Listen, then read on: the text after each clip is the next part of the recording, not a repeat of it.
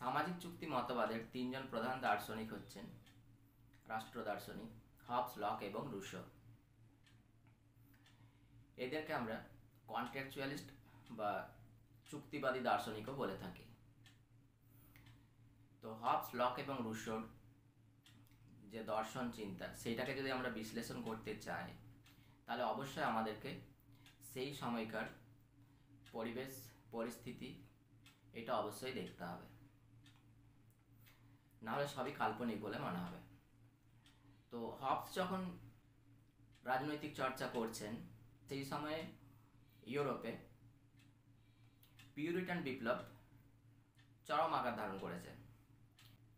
Actually Puritan বিপ্লব ষষ্ঠ দশকের 30-এর দশকে শুরু হয়েছিল এবং এইটা চরম আকার ধারণ করেছিল সপ্তদশ শতকের 30 দশক নাগাদ। তো হবসের যে সময়কাল সেই সময়কালে যদি আমরা লক্ষ্য করি তাহলে এই পিউরিটান বিপ্লব একটা চরম পর্যায়ে পৌঁছেছে এবং শুধু চরম পর্যায়ে পৌঁছাচ্ছে না, এমন একটা পরিস্থিতির সৃষ্টি হয়ে গেছে যে সেই পরিবেশে মানুষের কিন্তু জীবনের নিরাপত্তাও নেই, অর্থাৎ অবাধে মানুষ হত্যা চলছে, খুন করা চলছে, জীবন এবং সম্পত্তির ধ্বংস সাধন চলছে। এইরকম একটা পরিস্থিতি লক্ষ্য করছেন হবস। তো এইরকম একটা পরিস্থিতিতে হবস চিন্তা করছেন যে এইটা হচ্ছে তার মূল কারণ হচ্ছে যে একটা শক্তিশালী বা ক্ষমতাশালী কর্তৃপক্ষের অভাবেই হচ্ছে। যদি সেরকম একটা কর্তৃত্ব থাকতো, ক্ষমতাশালী এবং শক্তিশালী, যথেষ্ট শক্তিশালী, তাহলে সে সব কিছু এগুলোকে নিয়ন্ত্রণ করতে পারত এবং মানুষের এই অনিশ্চয়তাপূর্ণ জীবন থেকেও মুক্তি দিতে পারত। তাহলে এই ভাবনার বা এই চিন্তারই ফসল হচ্ছে লেভিয়াথান, যা 1651 সালে প্রকাশিত হয়। সংক্ষেপে একটু আলোচনা করি যে লেভিয়াথান কি না। লেভিয়াথান হচ্ছে যে একটা সামুদ্রিক দানব, অর্থাৎ বিশালাকার সামুদ্রিক জীব। আমরা বর্তমানে বিশ্বের সবচেয়ে যে বড় প্রাণী তা হচ্ছে নীলতিমি বা ব্লু হোয়েল। বলা হয় যে এই ব্লু হোয়েলের অ্যানসেস্টর অর্থাৎ পূর্বপুরুষ হচ্ছে লেভিয়াথান।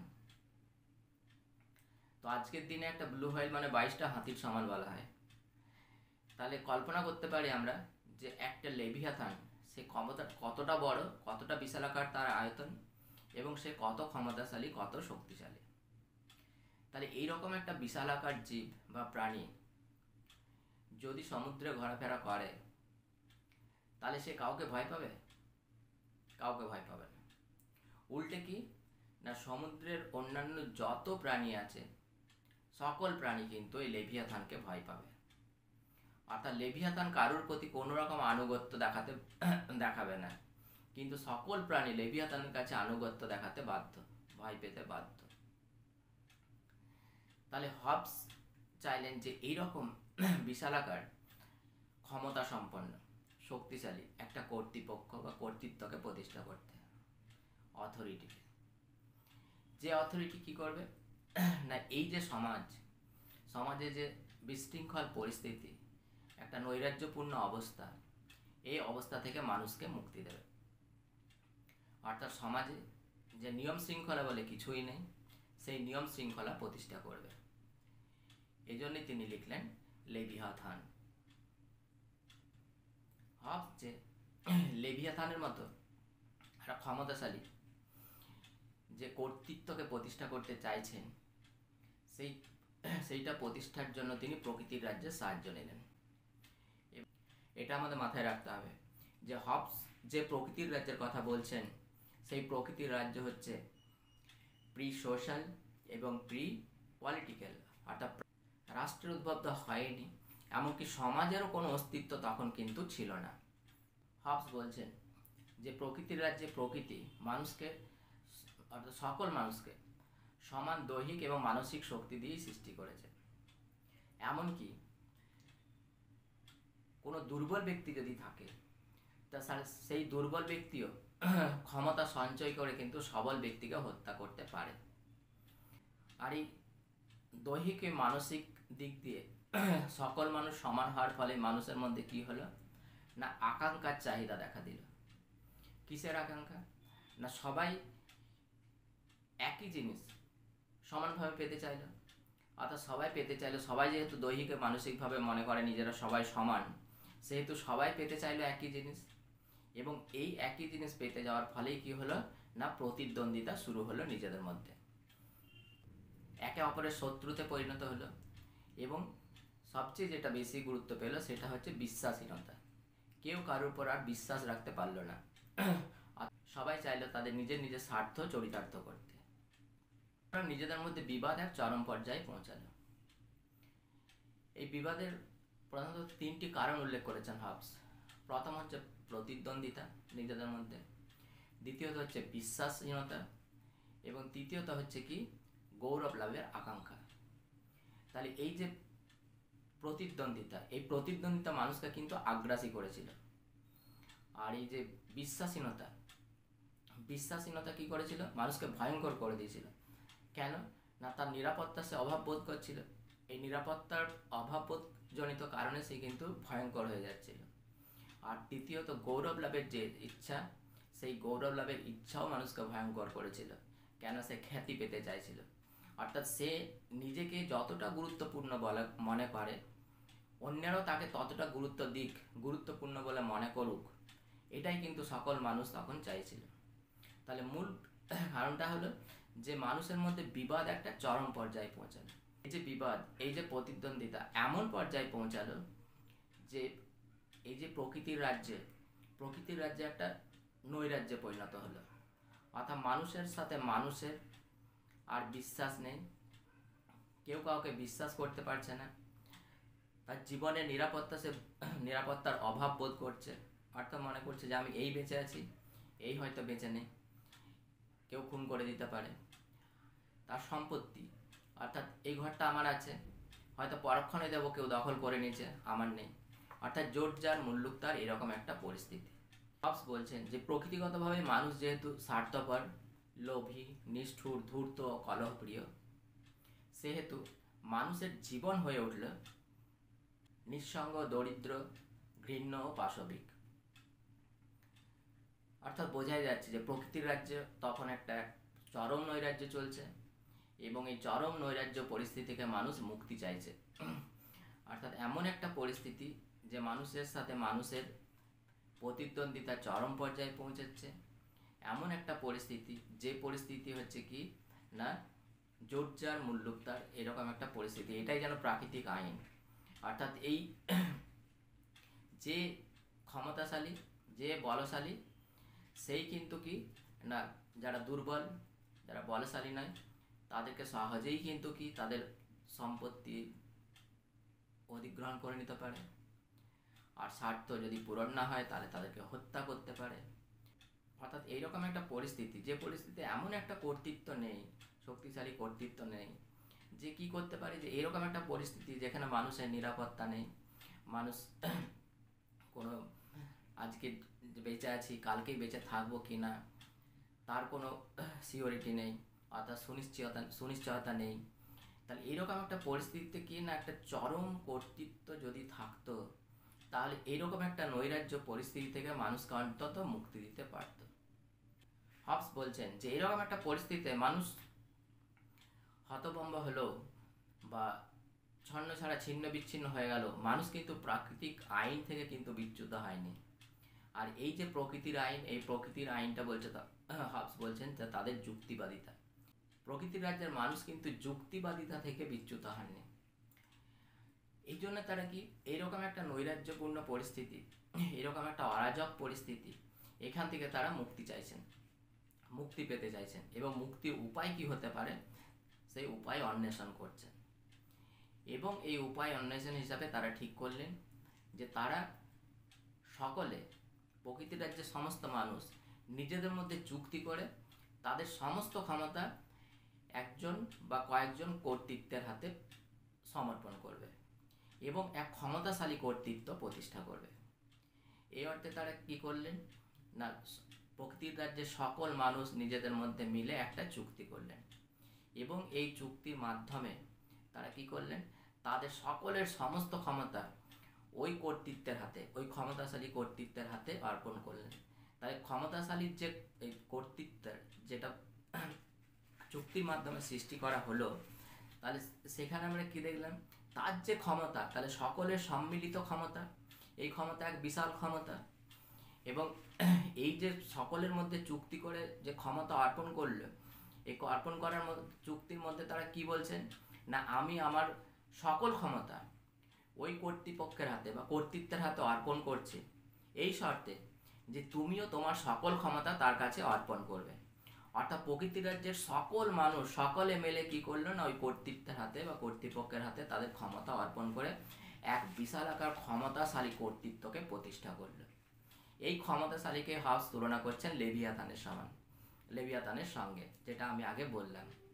তাহলে লেভিয়াথান যেমন কি, লেভিয়াথান কারোর কথা শুনতে বাধ্য নয়, কারোর প্রতি আনুগত্য থাকতে বাধ্য নয়, অত লেভিয়াথানের কথা সবাই শুনবে, লেভিয়াথানের প্রতি সবাই আনুগত্য দেখাবে, লেভিয়াথানকে সবাই ভয় পাবে, লেভিয়াথান কাউকে ভয় পাবে না।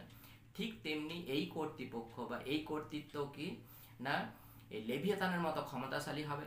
সকল মানুষ, প্রকৃতি রাজ্যের সমস্ত মানুষ তাদের আনুগত্য জানাবে এই কর্তৃপক্ষের হাতে। কিন্তু এই কর্তৃত্ব বা এই কর্তৃপক্ষ কিন্তু কোনো রকম আনুগত্য জানাতে বাধ্য নয় মানুষের কাছে। হবস এই জন্যে আমরা যদি দেখি যে হবস বলছেন যে সামাজিক এই প্রকৃতির রাজ্যের যে মানুষ, সেই মানুষের মধ্যে চুক্তি হয়েছিল কিন্তু একটা। হবসের উদ্দেশ্যই ছিল যে এই একটা চুক্তি কথা বলার উদ্দেশ্যই ছিল যে এই যে কর্তৃত্ব, এই যে কর্তৃপক্ষকে প্রতিষ্ঠা করা হলো, চরম সার্বভৌম কর্তৃপক্ষ, এই কর্তৃপক্ষকে বা এই কর্তৃত্বকে, অথরিটিকে তিনি কিন্তু কি না, তিনি শর্তাধীন করতে চাননি, তিনি শর্তহীন করতে চেয়েছিলেন। অর্থাৎ একটাই চুক্তি হয়েছে জনগণের নিজেদের মধ্যে, প্রকৃতির রাজ্যের মানুষের নিজেদের মধ্যে, এবং চুক্তি করে সমস্ত ক্ষমতা অর্পণ করে দিয়েছে লেভিয়াথানের হাতে। কিন্তু যখনই এই প্রকৃতির রাজ্যের মানুষের সাথে যদি কর্তৃত্বের একটা চুক্তি হতো, তাহলে কি হতো, এই যে কর্তৃত্ব, এই কর্তৃত্ব কিন্তু কি কখন তাহলে শর্তাধীন হয়ে যেত। অর্থাৎ চুক্তির মধ্যে একটা শর্ত থাকতো। তাহলে যে অর্থে হবস চাইছেন, অর্থাৎ যে কারণে হবস চাইছেন যে এই যে একটা অরাজক পরিস্থিতি ইংল্যান্ডে এখন চলছে, সেই পরিস্থিতি থেকে মানুষের মুক্তি দরকার। মানুষকে এই রকম একটা ছন্ন ছাড়া নৈরাজ্যপূর্ণ পরিবেশ, এই পরিবেশে একটা নিয়ম শৃঙ্খলাকে প্রতিষ্ঠা করতে, এবং নিয়ম শৃঙ্খলাকে যদি প্রতিষ্ঠা করতে চায় তাহলে একমাত্র পারবে সেরকম একটা শর্তহীন একটা কর্তৃপক্ষ বা কর্তৃত্ব, অর্থাৎ একটা সভারেন পাওয়ার, যার পাওয়ার হবে লেভিয়াথানের মতো। এই জন্যে একটা চুক্তির কথা বললেন, কিন্তু দুটো চুক্তির কথা বলেননি। অর্থাৎ প্রকৃতির রাজ্যের মানুষ নিজেদের মধ্যে একটা চুক্তি করেছিল, সেই চুক্তি অর্পণ করে দিয়েছিল, সেই চুক্তির ফলে সমস্ত ক্ষমতা তাদের অর্পণ করেছিল ওই কর্তৃত্বের হাতে, অর্থাৎ ওই সভারেন যে অথরিটি, সেই অথরিটির হাতে। কিন্তু ওই সভারেন অথরিটির সাথে আর ওই প্রকৃতি রাজ্যের মানুষের কোনো চুক্তি হয়নি। অর্থাৎ রাজা কোনো রকম অ্যাকচুয়ালি রাজা বলছি এই কারণে অথরিটিকে, কেননা হবস অ্যাকচুয়ালি রাজতন্ত্রকে সমর্থন করেছিলেন। হবস দীর্ঘদিন রাজ পরিবারের গৃহশিক্ষক ছিলেন এবং রাজতন্ত্রের প্রতি হবসের একটা দুর্বলতাও ছিল। এই জন্য সংসদ বা কোনো ব্যক্তি বা ব্যক্তি সংসদ বললেও অ্যাকচুয়ালি তিনি রাজতন্ত্রকে সমর্থন করেছেন। তো এইরকম একটা কর্তৃত্ব বা শক্তিশালী রাজাকে যদি ক্ষমতায় আনা যায়, তাহলে কি হবে, একমাত্র সমাজে মানুষ মুক্তি পেতে পারে। তাহলে হবস যে এই চরম সার্বভৌম ক্ষমতা সম্পন্ন কর্তৃত্ব কথা বললেন, অর্থাৎ চরম সার্বভৌমত্বের যে ধারণা হবস নিয়ে আসলেন, সেই সার্বভৌমত্বের ধারণার কতগুলো বিশেষ বৈশিষ্ট্য আছে। অর্থাৎ হবসের যে সার্বভৌমিকতার ধারণা, যেটা আমরা হবসের রাষ্ট্রের সার্বভৌমিকতার ধারণা বলে থাকি, তো এই সার্বভৌমত্বের কতগুলো বিশেষ বৈশিষ্ট্য আছে। এই বৈশিষ্ট্যগুলো কিন্তু আমরা এবারে এক এক করে উল্লেখ করব। প্রথমে বলতে হয় যে হবসের যে সার্বভৌমিকতার ধারণা, সেই সার্বভৌমিকতা হচ্ছে চরম সার্বভৌমিকতা। অর্থাৎ হবসের যে সার্বভৌমিকতার কথা বলছেন, সেই সার্বভৌমিকতা হচ্ছে চরম, অসীম এবং অনিয়ন্ত্রিত। অর্থাৎ কোনো রকম মানবিক আইন দ্বারা কিন্তু সার্বভৌমিকতার ধারণা সীমাবদ্ধ নয়। কেন প্রকৃতির রাজ্যের মানুষ নিজেদের প্রয়োজনে এই সার্বভৌম কর্তৃত্বকে প্রতিষ্ঠা করছেন। সুতরাং যেহেতু মানুষ নিজেদের স্বার্থেই, নিজেদের চাহিদা পূরণের জন্যই এই কর্তৃত্বকে প্রতিষ্ঠা করছেন, সুতরাং এর বিরুদ্ধাচরণ করার অধিকার কিন্তু মানুষের আর নেই। অর্থাৎ কোনো মানুষ কিন্তু আর এর বিরুদ্ধাচরণ করতে পারবে না, কেন তারা নিজেই এই কর্তৃত্বকে প্রতিষ্ঠা করছেন। অর্থাৎ হবসের যে সার্বভৌম ক্ষমতা, সেই ক্ষমতা হচ্ছে অনিয়ন্ত্রিত ক্ষমতা এবং কোনো কিছু দ্বারা সীমাবদ্ধ নয়। বোঁদা চরম সার্বভৌমিকতার কথা বলেছিলেন, কিন্তু বোঁদা চরম সার্বভৌমিকতার কথা বললেও দুটি ক্ষেত্রে সীমাবদ্ধতার কথা বলেছিলেন। এক হচ্ছে ঐশ্বরিক আইন এবং দ্বিতীয় হচ্ছে প্রাকৃতিক আইন। অর্থাৎ ঐশ্বরিক আইন এবং প্রাকৃতিক আইন দ্বারা ছিল হবসের এই বোঁদার যে চরম সার্বভৌমিকতার কথা বলেছিলেন, সেই সার্বভৌম সীমাবদ্ধ। কিন্তু হবস যে সার্বভৌমিকতার কথা বললেন, সেই সার্বভৌমিকতার কোনো সীমাবদ্ধতা নেই। এ হচ্ছে অনিয়ন্ত্রিত অসীম ক্ষমতাশালী কর্তৃত্ব বা সার্বভৌম ক্ষমতা। অর্থাৎ হবসের সার্বভৌমিকতা সকল প্রকার নিয়ন্ত্রণ থেকে মুক্ত। প্রাকৃতিক আইন দ্বারাও সীমাবদ্ধ নয়, ঐশ্বরিক আইন দ্বারাও সীমাবদ্ধ নয়, আর মানবিক আইন দ্বারা তো নয়। কেন মানুষ নিজেদের মধ্যে চুক্তি করেই কিন্তু এই সার্বভৌম কর্তৃত্বকে প্রতিষ্ঠা করেছে এবং কর্তৃপক্ষের সাথে, সার্বভৌম কর্তৃত্বের সাথে সাধারণ মানুষের কিন্তু বা প্রকৃতির রাজ্যের যে মানুষ, সেই মানুষের কিন্তু কোনো চুক্তি হয়নি। আর মানুষ যেহেতু নিজেদের স্বার্থেই, নিজেদের ভালোর জন্যই, নিজেদের মঙ্গলের জন্যই সমাজে যাতে এইরকম একটা নৈরাজ্যপূর্ণ পরিস্থিতি, সেই পরিস্থিতি থেকে যাতে মুক্তি পায়, এই যে একটা উচ্ছৃঙ্খল পরিস্থিতি, এই পরিস্থিতি থেকে যাতে মুক্তি পায়, সেই জন্যই যেহেতু এই কর্তৃত্বকে প্রতিষ্ঠা করা হয়েছে, সার্বভৌম কর্তৃত্বকে, সুতরাং এর বিরুদ্ধাচরণের কোনো প্রশ্নই আসে না। দ্বিতীয়ত হবস বলছেন যে সার্বভৌমের যে আদেশ, সেই আদেশই হচ্ছে আইন। অর্থাৎ সার্বভৌম যা আদেশ দেবে, সেই আদেশ কিন্তু সকলে মানতে বাধ্য। কেন আগেই বলেছি যে প্রকৃতির রাজ্যে আমরা যদি দেখি যে মানুষ তো নিজেদের জন্যই, নিজেদের সুবিধার্থেই এই কর্তৃত্বকে প্রতিষ্ঠা করছেন। সুতরাং তারা তো অনুভব করছেন যে এরকম একটা চরম শক্তিশালী ক্ষমতা সম্পন্ন কর্তৃত্বের প্রয়োজন এই মুহূর্তে। সুতরাং এক্ষেত্রে সার্বভৌম কর্তৃত্ব যা আদেশ দেবেন সেটাই তারা মেনে নেবেন, এটাই তাদের জন্য মঙ্গল। কেন সমাজে সুস্থিতি আনতে, নৈরাজ্য থেকে মুক্তি পেতে গেলে সার্বভৌমের আদেশ মেনে নেওয়া ছাড়া তাদের আর কোনো উপায় নেই। সুতরাং সার্বভৌম যা আদেশ দিচ্ছেন, যা নির্দেশ দিচ্ছেন, সেটাই আইন হিসাবে পরিগণিত হবে এবং সবাই সেটা মেনে চলতে বাধ্য হবে। কোনো মানুষ, প্রকৃতির রাজ্যের কেউ এটার কিন্তু বিরুদ্ধাচরণ করতে পারবে না। আর যদি বিরুদ্ধাচরণ করে তাহলে কি হবে না, নিজেদেরই শান্তি, নিজেদেরই নিরাপত্তা বিঘ্নিত হবে। সুতরাং নিজেদের স্বার্থেই এই সার্বভৌমের আদেশকে কিন্তু কখনোই অমান্য করা উচিত নয়। হবস এটাই বলতে চাইছেন।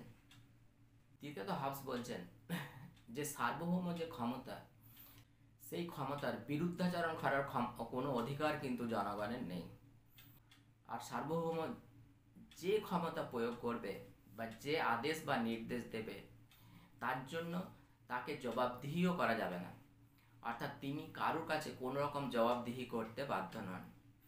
কেন না, কোনো চুক্তি হয়নি কর্তৃপক্ষের সাথে প্রকৃতির রাজ্যের মানুষের।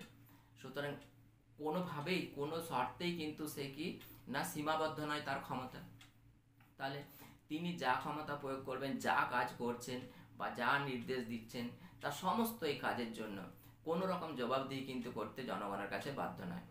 তিনি যা করবেন, যা করতে বলবেন, সেটুকুই কিন্তু জনগণ কি নিঃসংকোচে মেনে নেবেন। আর কি না, তিনি যেটুকু অধিকার দেবেন, অর্থাৎ সার্বভৌম কর্তৃপক্ষ বা কর্তৃত্ব যেটুকু অধিকার দেবেন, যেটুকু স্বাধীনতা দেবেন, সেইটুকুই অধিকার এবং সেইটুকু স্বাধীনতা কিন্তু প্রকৃতির রাজ্যের মানুষ ভোগ করবে। এর বাইরে তাদের কোনো স্বাধীনতা বা অধিকার থাকতে পারে না। আর জনগণ যদি এটা না মেনে নেয়, জনগণ যদি এর এগেনস্টে আবার বিদ্রোহ করে, তাহলে কি হবে না, অবশ্যই কি না আবার সেই প্রকৃতির রাজ্যের যেমন প্রথম আমরা দেখেছি যে নৈরাজ্য, একটা উচ্ছৃঙ্খল পরিস্থিতি, কোনো কিছু জীবনের নিরাপত্তা নেই, সম্পত্তির নিরাপত্তা নেই, তাহলে সেরকম একটা পরিস্থিতি আবার ফিরে যাবে। তাহলে সুতরাং মানুষ নিজেদের স্বার্থেই, নিজেদের মঙ্গলের স্বার্থেই কর্তৃপক্ষকে কোনো রকম জবাবদিহি করতে পারবে না, অর্থাৎ কর্তৃপক্ষের কাছে কোনো রকম কৈফিয়ত চাইতে পারবে না। আর কর্তৃপক্ষ কোনো রকম তার কাজের জন্য জবাবদিহি করতে সাধারণ মানুষের কাছে বাধ্য থাকবে না। কেন? তিনি চুক্তির ঊর্ধ্বে, তার চুক্তি ছিল শর্তহীন চুক্তি, এবং এই জন্য তিনি যে ক্ষমতা প্রয়োগ করবেন সবই হচ্ছে তার ইচ্ছাপ্রসূত। সে জনগণের বা প্রকৃতির রাজ্যের মানুষের কথা শুনে বা কথা মেনে চলতে কিন্তু বাধ্য নন। নেক্সট হচ্ছে এই যে সার্বভৌম ক্ষমতা, এই সার্বভৌম ক্ষমতা থেকে চুক্তি লঙ্ঘনের দায়ে কিন্তু অভিযোগ করা যাবে না। কেন না? অ্যাকচুয়ালি চুক্তিটা হয়েছিল একটা, কাদের মধ্যে? জনগণের নিজেদের মধ্যে। তাহলে জনগণের নিজেদের মধ্যে একটা চুক্তি হয়ে তারা সার্বভৌম কর্তৃত্ব প্রতিষ্ঠা করেছিল। কিন্তু সার্বভৌম কর্তৃত্বের সাথে তো জনগণের বা প্রকৃতির রাজ্যের মানুষের কোনো চুক্তি হয়নি। সুতরাং এই যে চুক্তি, এই চুক্তির যে শর্ত, এই শর্তের ঊর্ধ্বে হচ্ছেন কর্তৃত্ব, সার্বভৌম কর্তৃত্ব, অর্থাৎ চুক্তির শর্তের ঊর্ধ্বে অবস্থান করে সার্বভৌম কর্তৃত্ব। চুক্তি লঙ্ঘনের দায়ে তাকে কোনো রকম অভিযুক্ত করা যাবে না। অর্থাৎ তার সাথে তো কোনো চুক্তি হয়নি প্রকৃতির রাজ্যের মানুষের একমাত্র নিজেদের মধ্যে একটা চুক্তি হয়েছিল। এটা কিন্তু মনে রাখতে হবে বারবার, যে হবস সবসময় বলেছেন, এটা খুব গুরুত্বপূর্ণ, যে হবস বলেছেন সামাজিক এই প্রকৃতির রাজ্যের মানুষের সাথে চুক্তি হয়েছিল একটি। এবং কেন তিনি বলেছিলেন না, তিনি সবসময় চাইছিলেন রাজাকে চুক্তির ঊর্ধ্বে রাখতে, বা এই যে সার্বভৌম কর্তৃত্বকে চুক্তির ঊর্ধ্বে রাখতে, অর্থাৎ কোনো রকম কন্ডিশনাল করতে চাননি এই সার্বভৌম কর্তৃত্বকে। অর্থাৎ তিনি সবসময় আনকন্ডিশনড, ঠিক আছে, অর্থাৎ শর্তহীন, তিনি শর্তাধীন নন।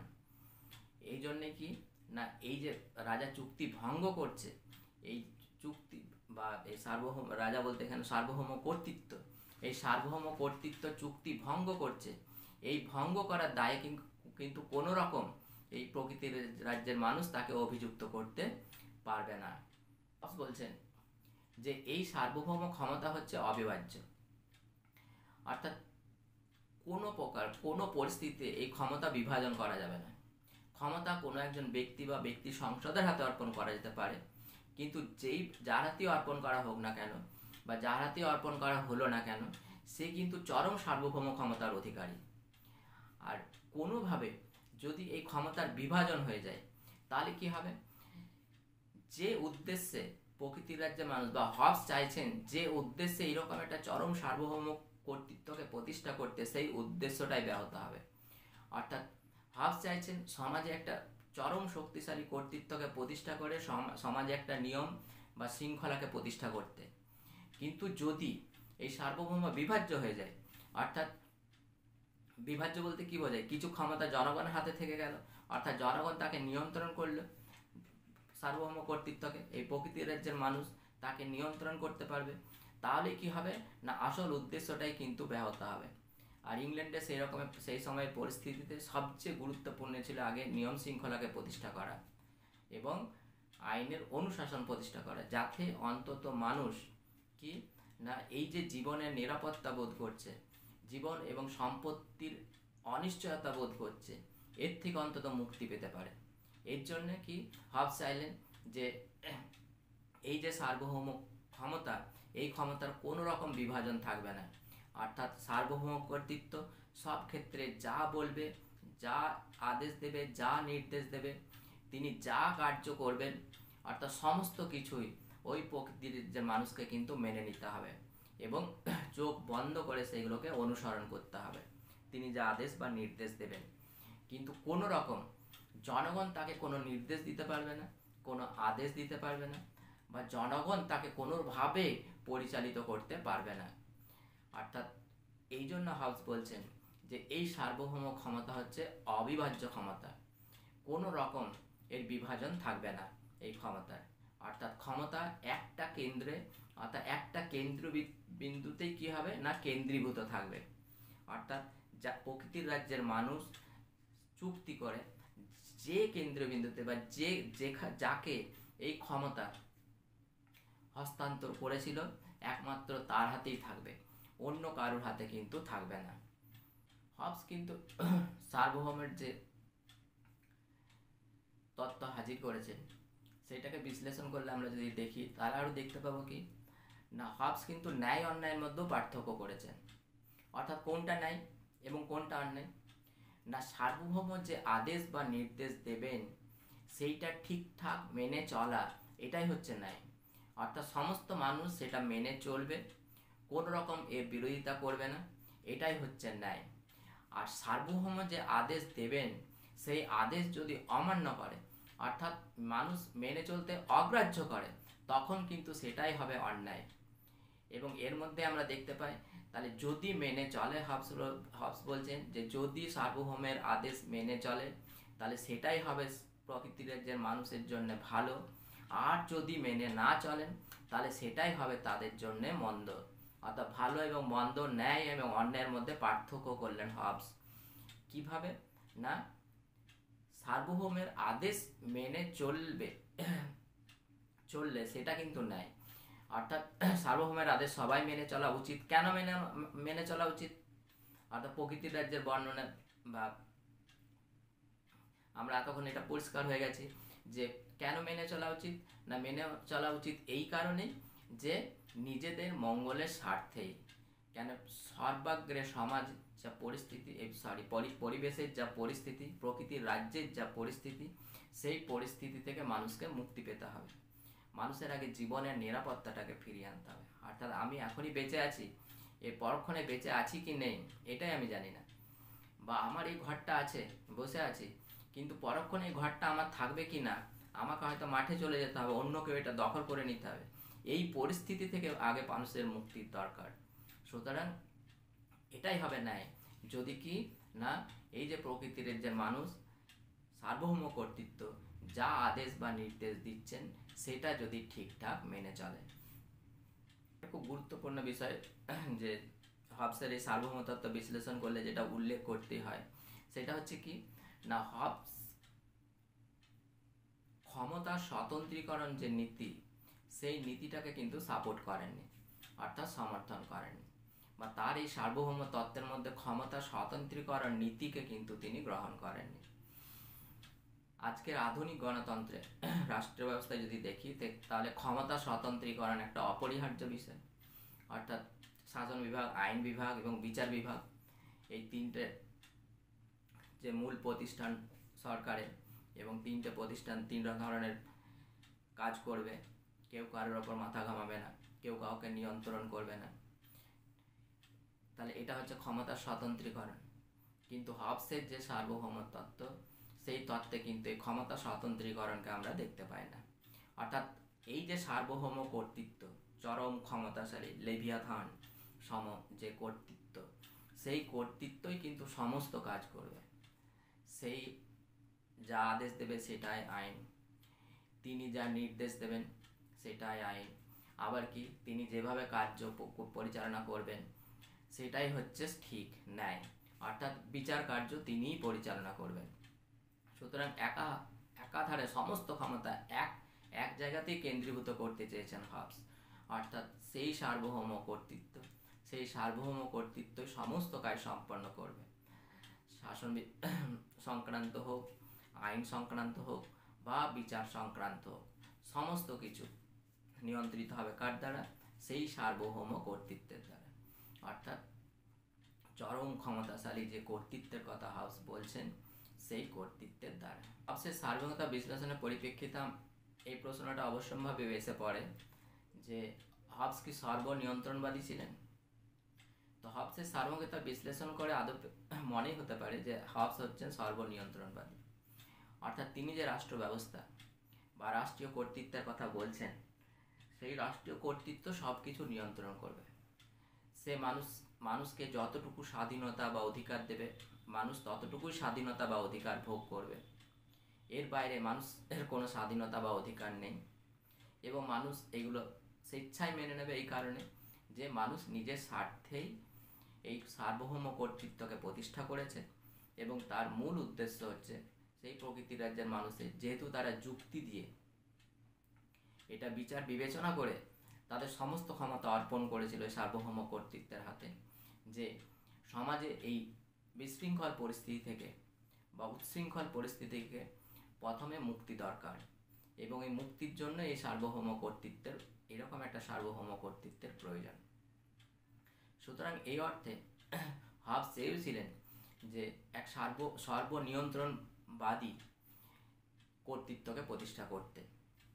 তবে একথা ঠিক যে হবস এই সার্বভৌমের আদেশী যে আইন, সার্বভৌম যেটুকু অধিকার দেবে সেটুকু অধিকারই মানুষ ভোগ করবে, যেটুকু স্বাধীনতা দেবে সেইটুকু স্বাধীনতাই সে ভোগ করবে মানুষকে, অর্থাৎ সার্বভৌম কর্তৃত্ব যেটুকু অধিকার মানুষকে দিচ্ছে মানুষের সেইটুকু অধিকারই থাকছে। তাহলে অবশ্যই কি হবে না, এর মধ্যে দিয়ে হবস কিন্তু মানুষকে বিদ্রোহ করার একটা অধিকার অজান্তেই দিয়ে গেলেন। কীরকম না, মানুষ কতদিন এটা মেনে চলবে, অর্থাৎ সার্বভৌমের আদেশ বা সার্বভৌমের নির্দেশ, এটা মানুষ কতদিন মেনে চলবে না, যতদিন মনে করবে যে নিজেদের স্বার্থে এই সার্বভৌম কর্তৃত্বের প্রয়োজন আছে, অর্থাৎ নিজেদের কিছু আশা আকাঙ্ক্ষা চাহিদা পূরণ করার জন্যই তাদের এই সার্বভৌম কর্তৃত্বের প্রতিষ্ঠা। অর্থাৎ তারা যুক্তি দিয়ে বুঝেছিলেন যে হ্যাঁ, এরকম একটা পরিস্থিতি থেকে মুক্তি পেতে গেলে আমাদের একটা সার্বভৌম কর্তৃত্বের প্রয়োজন আছে। কিন্তু যদি এই কর্তৃত্বের আর প্রয়োজন না হয়, যদি মনে হয় যে এই কর্তৃত্ব একটা চরম হিংস্র অবস্থায় পৌঁছে গেছে বা চরম স্বৈরাচারী অবস্থায় পৌঁছে গেছে, যেখানে মানুষ মনে করছে যে আমরা যে যুক্তির ভিত্তিতে, অর্থাৎ যে যুক্তিবাদের ভিত্তিতে এই সার্বভৌম কর্তৃত্বকে প্রতিষ্ঠা করেছিলাম সেইটা কিন্তু এই মুহূর্তে আর নেই। সুতরাং কি, মানুষের অধিকার, মানুষের স্বাধীনতা সবসময় যদি হরণ করা হয়, মানুষের প্রয়োজন মতো স্বাধীনতা বা অধিকার যদি না পায়, এবং সমাজে যদি কি বলবো একটা স্বৈরাচারী আবার সেরকম শাসকে পরিণত হয় ওই কর্তৃত্ব, তখন কি হবে, মানুষ কিন্তু বিদ্রোহ করতে বাধ্য হবে। কেন, বিদ্রোহ ছাড়া কিন্তু এই কর্তৃত্বকে সরানোর আর কোনো উপায় কিন্তু হবস দিয়ে যাননি। কেন, চুক্তির মাধ্যমে যদি সৃষ্টি হতো, অর্থাৎ প্রকৃতি রাজ্যের মানুষের সাথে চুক্তি করে, প্রকৃতি রাজ্যের মানুষের সাথে সার্বভৌম কর্তৃত্বের যদি একটা চুক্তি হতো, তাহলে কি হতো না, একটা শর্ত থাকতো যে যতদিন তুমি আমি আমার প্রয়োজনে বা আমার কতগুলো ডিমান্ড আছে, চাহিদা আছে, ঠিক আছে, সেইগুলো পূরণের স্বার্থে তোমাকে আমি তোমার হাতে ক্ষমতা হস্তান্তর করছি।